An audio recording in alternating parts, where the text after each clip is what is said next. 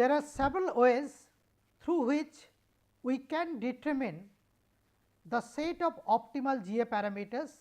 Now, if you see the literature, so this set of optimal parameters have been determined in a number of ways. Out of all such ways, one is the regression analysis. So, what we do is we run GA for some parameters, for a few combination of the parameters, and we get the results, and we collect the data in a particular fashion. So, might be the full factorial design or fractional factorial design or central composite design, and based on the data collected using the design of experiment, we try to find out the regression equation. That means, the fitness as a function of the GA parameters, and if I can get fitness as a function of the GA parameters, now depending on the fitness I need, so we will be able to select that particular the GA parameters. So, that is possible, but this particular method is actually could not reach much popularity. Now, instead I am just going to discuss one method which actually could reach that particular the popularity. The method is very simple, and let me discuss that particular method in much more details.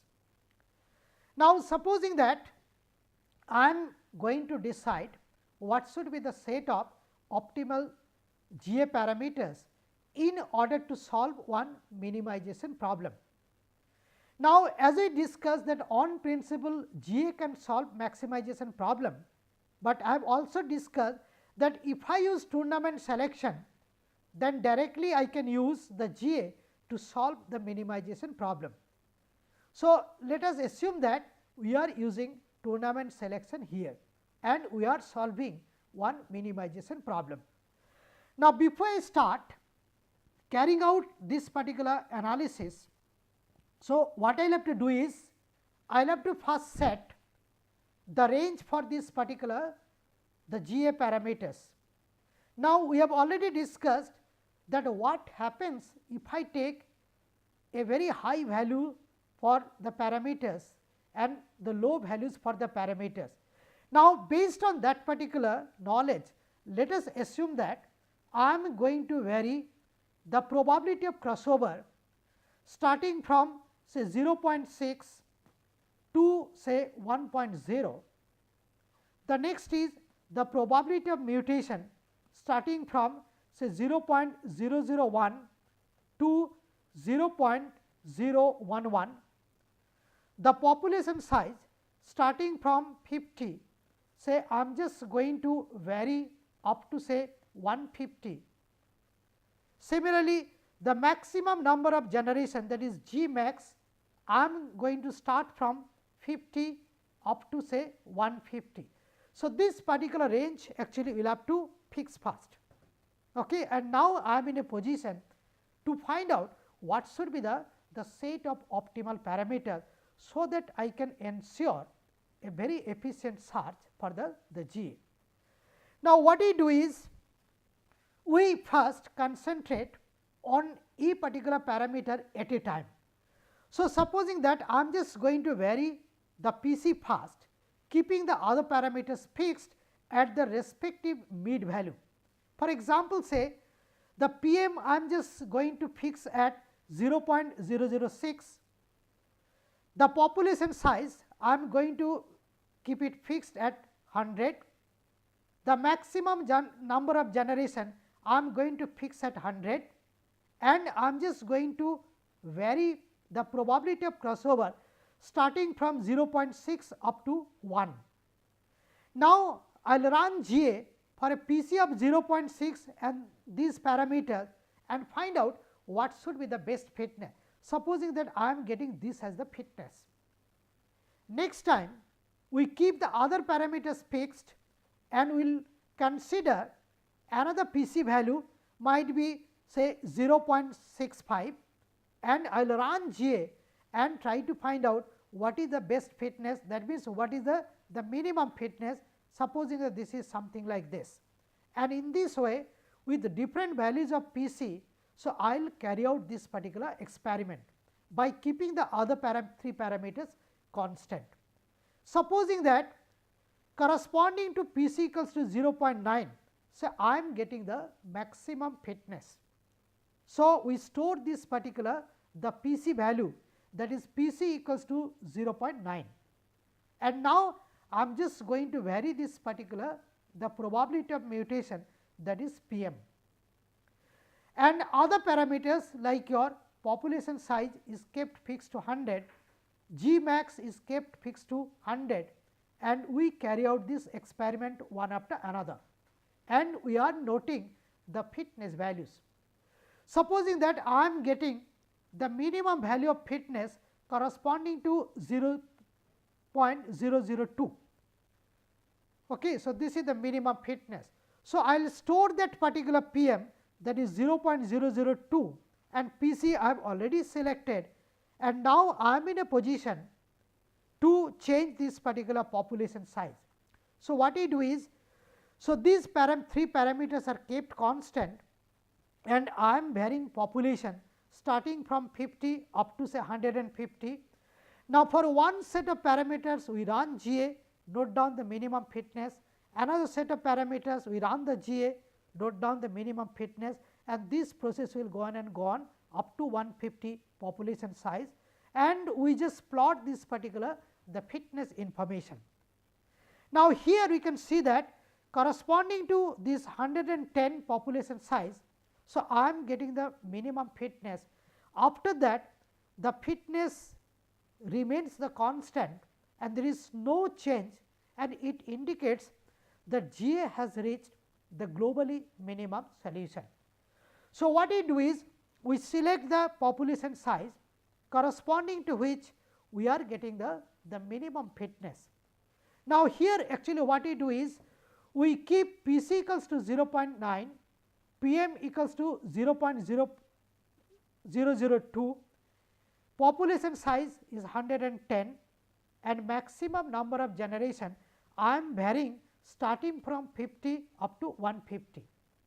So, we run GA several times and we noted down the fitness information, and here the fitness is decreasing, and if we see that corresponding to this 120,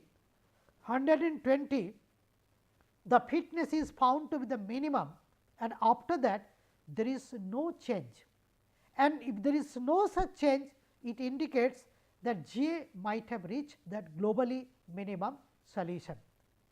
Now, by doing that actually we can select the maximum number of generation is equals to 120. So, what should be that optimal set of GA parameters? The optimal parameters should be P c equals to 0.9, the P m is equals to 0.002.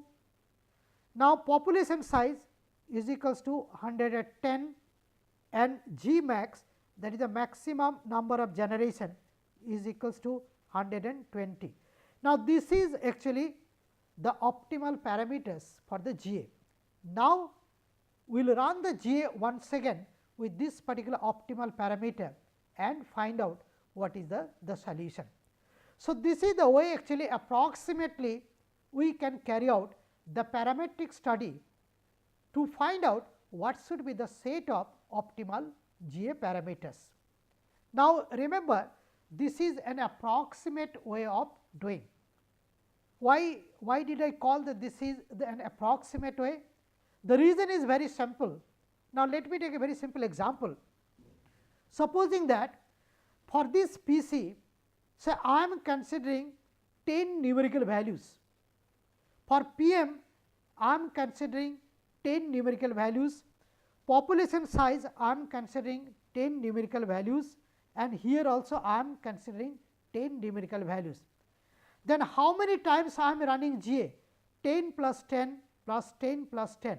So, I am running GA only 40 times to find out this particular optimal or the near optimal set of GA parameters. Okay. But truly speaking, I should run how many times? I should run 10 multiplied by 10 multiplied by 10 multiplied by 10. The reason is For PC I have got 10 possibilities, 10 numerical values. For PM I have got 10 numerical values. For population size I have got 10 numerical values. For maximum number of generation I have got 10 numerical values, that is 10 raised to the power 4. So, I have got 10 raised to the power 4 combination of the GA parameters. So, I should run GA for 10 raised to the power 4, that is 10,000 times to decide this particular the GA parameters. So, in place of this 10 raised to the power 4, I am running only 40 times. That means, this type of method of determining the parameter for the GA is an approximate method, and approximately we can find out what should be the optimal or the near optimal set of this particular the GA parameters. Now, here I just want to mention one very important issue. Now, supposing that you are going to solve some optimization problem, it could be maximization problem or a minimization problem. Now, if you do not select the GA parameters in the optimal way, there is no guarantee that the GA is going to hit that globally optimal solution. And if you want to run the GA in a very efficient way, the first thing you will have to do is you will have to carry out some sort of parametric study in order to find out what should be the set of optimal GA parameters. Now, if you run GA with the set of optimal parameters, there is almost a guarantee that you will be getting that globally optimal solution using this particular the genetic algorithm.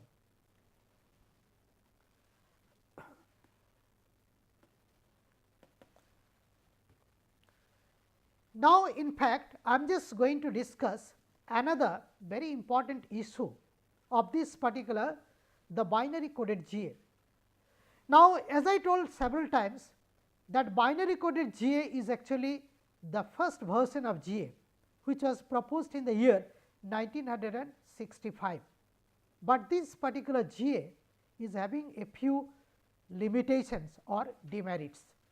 Now, those demerits or the limitations I am just going to discuss after some time in much more details, but before that I am just going to discuss one issue which is very important and we should be careful if you want to use the binary coded GA, particularly for a problem having a large number of real variables. Now, let me take one example. Supposing that I am just going to solve one optimization problem having say 20 design variables, and all 2 design variables are real in nature. And supposing that, let me assume that I am just going to consider 20 real variables, and I am just going to consider 10 bits to represent each of the real variables. So, what should be the GA string length capital L? That should be 20 multiplied by 10. So, it is 200. So, there will be 200 bits. Now, the issue which I am going to discuss. So, I am using 10 bits to represent a particular the variable. That means, the range of this particular variable I am going to divide into how many equal parts? 2 raised to the power 10 minus 1, that is nothing but 1024 minus 1. So, 1023. That means, the range, the whole range of a particular variable I am going to divide into 1023 equal parts. Okay. And now, I have got 20 such variables. So, for each variable 1023 equal parts, for the second variable once again 1023, for the third variable 1023, and this will go on up to the 20th variable, that is 1023, that is nothing but 1023 raised to the power 20. So, if the GA wants to find out that globally optimal solution, so all such combinations of the different the different values of the variables are to be tested and compared before it can declare the globally optimal solution. Now, 1023 raised to the power 20 combination is a very large number of combination, and there is a possibility if I use a binary coded GA. So, it may take a few hours, few days, few months time just to hit that globally optimal solution. That means, if I have got a problem having a large number of real variables, so it is advisable not to use this type of binary coded GA. Now, in place of binary coded GA, we can use some other type of GA like real coded GA or the gray coded GA, and those things will be discussed after some time. And of course, this binary coded GA has got a few other limitations. Those things I will be discussing with the help of some examples after some time. But before that, another issue I will have to solve. That issue is actually, till now there is no convergence proof, the concrete mathematical convergence proof for this particular the binary coded GA. Now, the question is, if there is no such concrete mathematical proof, then how to believe this binary coded GA? Now, to give actually some sort of indication that GA can improve the solution, GA can find out the globally optimal solution. So, what we did, we generally take the help of some sort of hand calculations, which I have already done. Now, I am just going to discuss another technique, and with the help of that particular technique, so it is going to say that yes, GA can move in the right direction to find out the globally optimal solution. Now, actually there is a lot of confusion among the GA users, as there is no concrete mathematical proof, but the method which I am going to discuss, that method is at least some indirect proof that GA can find out the globally optimal solution. Thank you.